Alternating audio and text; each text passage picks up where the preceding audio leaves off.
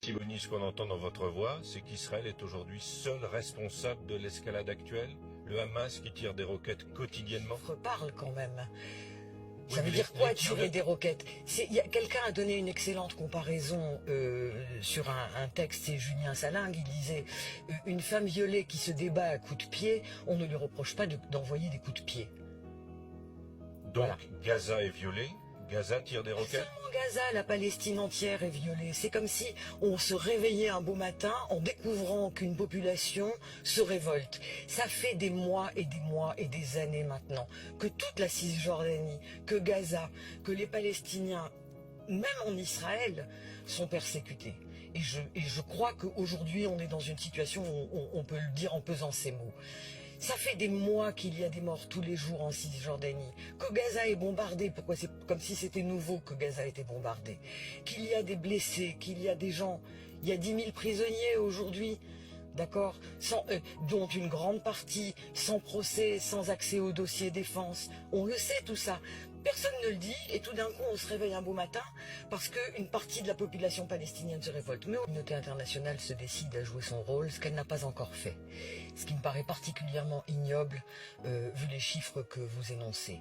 On a la sensation d'États de l'Union européenne et des États-Unis qui regardent les bras croisés, qui comptent les morts, qui de temps en temps arrivent à négocier ou à faire négocier des trêves dites humanitaires. C'est comme si le politique avait décidé de se croiser les bras et de regarder le massacre se produire. Éminemment dangereux. Si on se rappelle du vocabulaire des Nations Unies pendant l'opération Plomb durci, les termes de crimes de guerre étaient prononcés par exemple. En ce moment on ne les entend pas.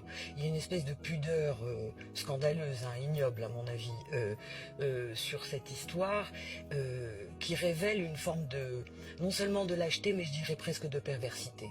Il est scandaleux qu'on n'arrête pas Israël, comme si les États-Unis ou l'Union européenne n'avaient pas les moyens de le faire. Je vais juste rappeler un tout petit exemple. La fin de la première intifada se passe comment? Elle se passe par la levée de l'accord d'association commercial qui unit Israël et l'Union européenne. Et en 5 minutes, Israël s'arrête et commence la conférence de Madrid qui entraîne le processus de négociation dit de Oslo. C'est-à-dire que la perversité, ça consiste à faire croire qu'on n'a pas les moyens d'agir. Israël n'a que le pouvoir qu'on lui prête.